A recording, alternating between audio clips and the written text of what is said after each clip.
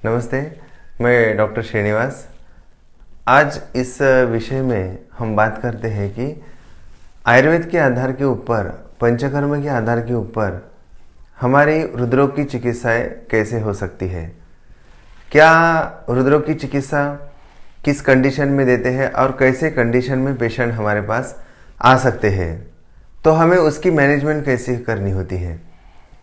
तो most of the times क्या होता है कि सभी आयुर्वेदिक प्रैक्टिस तो करते हैं, लेकिन कभी कभी उनमें डायरेक्टली अगर देखा जाए शास्त्र के आधार पे जैसा चाहिए वैसा अभी थोड़ा सा चेंज हो चुका है, क्योंकि काफ़ी सारे इन्वेस्टिगेशन कुछ एडवांस हो चुके हैं, कुछ कॉम्प्लिकेशन ज़्यादा बढ़ रहे हैं, लाइफस्टाइल लोगों की काफ़ी ज़्यादा चेंज हो रही है, लेकिन हमारा शास्त्र जो है उतना ही सही है।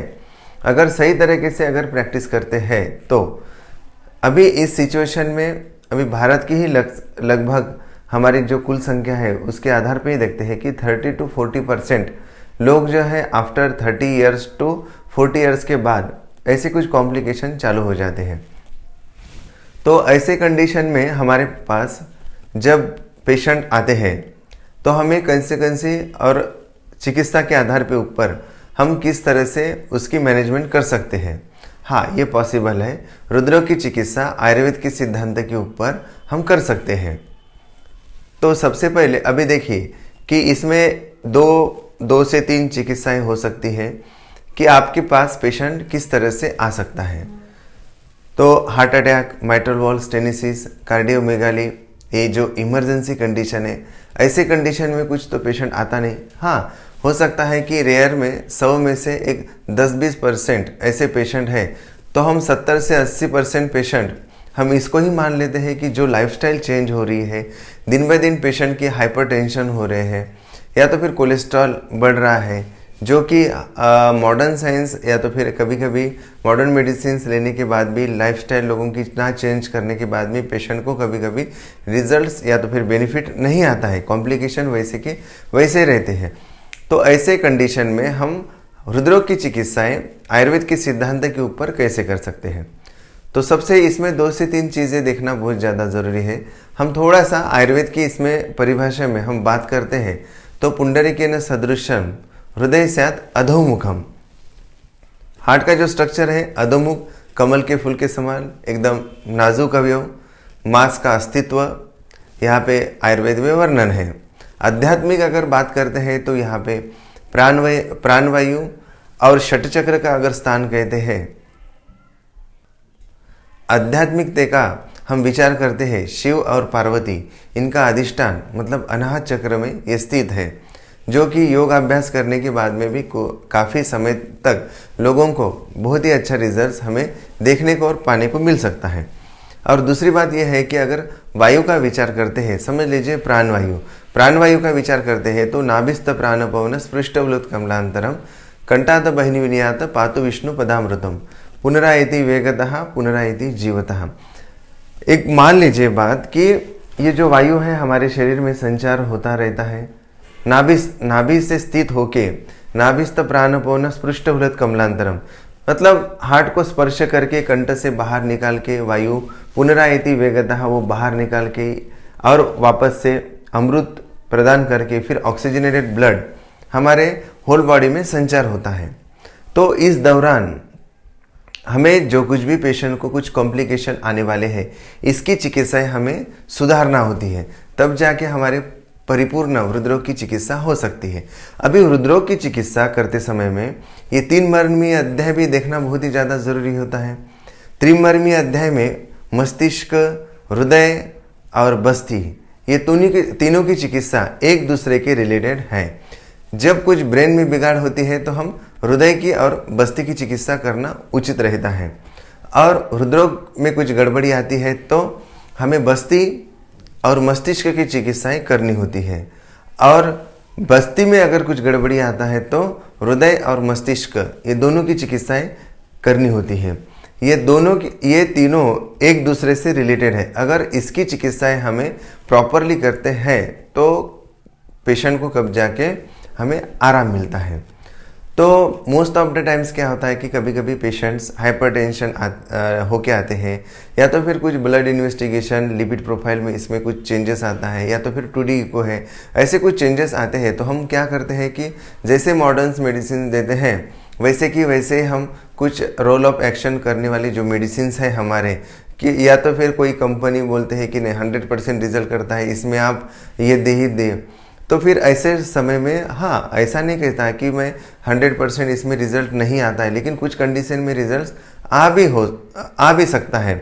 लेकिन अगर सिद्धांत के आधार पे आप अगर इस तरह से प्रैक्टिस करोगे तो आपका प्रैक्टिस जो है 100% चलने वाला है।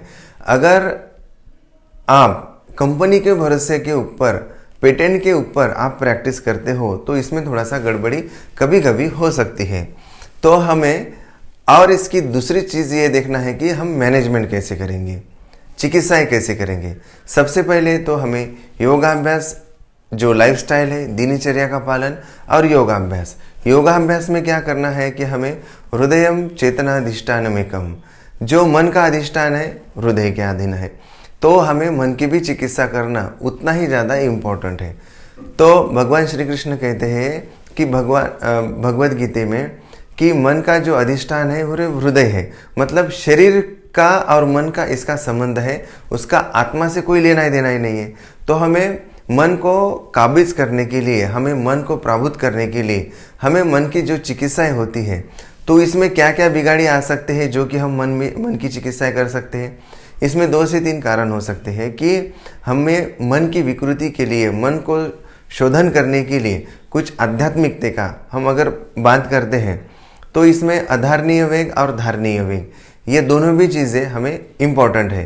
तब जाके हम अधारणीय वेगों का हम त्याग करते हैं या तो फिर धारणीय वेगों का हम धारण करते हैं, तो तब जाके हमें मन में कुछ परिवर्तन ना घटते हुए तब जाके हृदय की संपूर्ण चिकित्साएं हो सकती है। तो वेगान धारयेत वात विन्मूत्र क्षौतु शुधाम, मतलब ये जो धारण करने वाले जो अधारणीय वेग है हम धारण करते हैं। मोस्ट ऑफ द टाइम क्या होता है कि लाइफस्टाइल हमारी चेंज रहती है, हम ऑफिशियल काम करते हैं, हम ज़्यादा ऑफिशियल काम करने की वजह से, ज़्यादा टाइम स्ट्रेस होने की वजह से हम जब मल मूत्र का त्याग करना होता है हम त्याग नहीं करते हैं। जब हमें खाने का समय होता है हम तब खाना नहीं खाते हैं। तब हम हाइजीनिक फूड खाना चाहिए तो वो नहीं खाना पसंद करते हैं। ये पेशेंट की कंडीशन में फिर इस समय इसमें संप्राप्ति कुछ बिगड़ हो सकती है। कुछ धारणीय वेग होते हैं। धारणीय वेग जो होते हैं लोभ, क्रोध, मोह, मत्सर, ये हमें कुछ धारण करना होता है। समझ लीजिए इसमें अगर धारण नहीं करते हैं तो इसमें थोड़ा सा मन की विकृति होके और हृदय में घात उत्पन्न हो सकता है।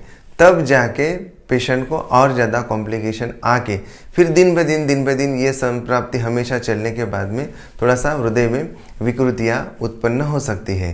तो तब फिर हम ऐसे सिचुएशन में पेशेंट को जब तकलीफ होती है तो तब जाके हमारे पास पेशेंट आता है।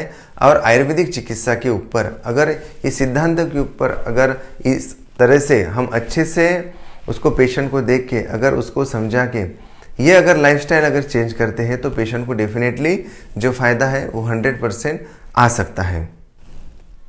लाइफस्टाइल में अगर चेंज करने की बात करते हैं तो अष्टांग योग, जैसे यम, नियम, आसन, प्राणायाम, प्रत्याहार, ध्यान, धारणा, समाधि, जो कुछ भी अष्टांग योग है, हम यम और नियम का पालन नहीं करते हैं, डायरेक्टली हम योग बता देते हैं। योग करने के बाद में फिर पेशेंट को जैसा चाहिए वैसा रिजल्ट्स आता नहीं। तब फिर वैद्य के ऊपर या तो फिर क्लेम करते हैं पेशेंट की नहीं आपके जो कुछ भी ट्रीटमेंट्स हैं हम सब कुछ तो ले चुके हैं, लेकिन आपने जो बताया क्रियाकर्म है वो करने के बाद भी हमें रिजल्ट्स नहीं आता है।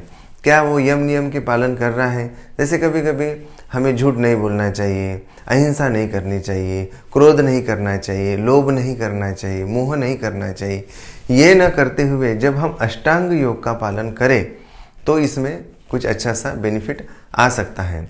इस तरह से अगर सभी चीज़ें जो डॉक्टर है, जो वैद्य है, जो चिकित्सक है, इस तरह से अगर ये हम पूरा प्रोटोकॉल ध्यान रखते हुए पेशेंट के ऊपर हम इम्प्लीमेंट करें तो हो सकता है डेफिनेटली पेशेंट को अच्छे से अच्छे रिजल्ट्स आ सकता है। देन उसके बाद में फिर हमारी जो चिकित्साएं होती है, कुछ हम पंचकर्म के प्रोटोकॉल्स हैं हमारे पंचकर्म के आधार के ऊपर, फिर दिनचर्या का पालन है, फिर योगाभ्यास है। अगर इस तरह से पेशेंट को पूरी तरह से मैनेज करें तो डेफिनेटली पेशेंट को जो है 100% रिजल्ट आ सकता है।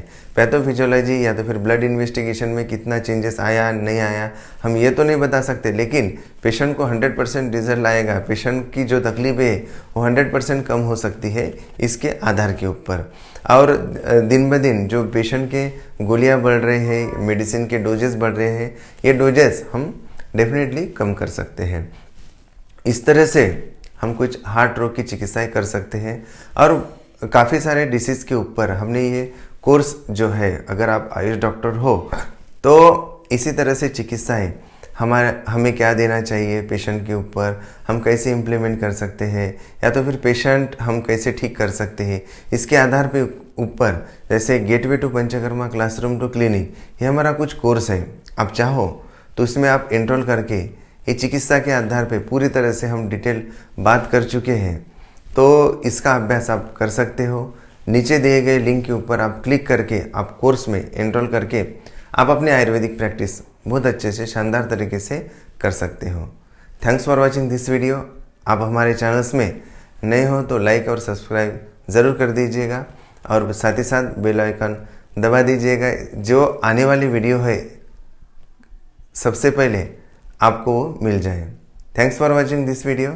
अगले कुछ वीडियो में हम ज़रूर मिलेंगे।